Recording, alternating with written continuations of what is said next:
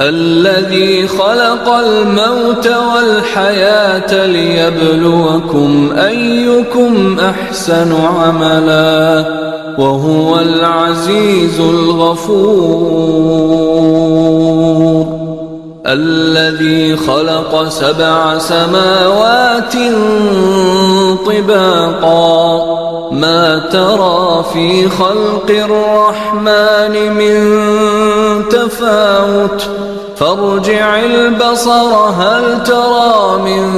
فطور ثم ارجع البصر كرتين ينقلب إليك البصر خاسئا وهو حسير ولقد زينا السماء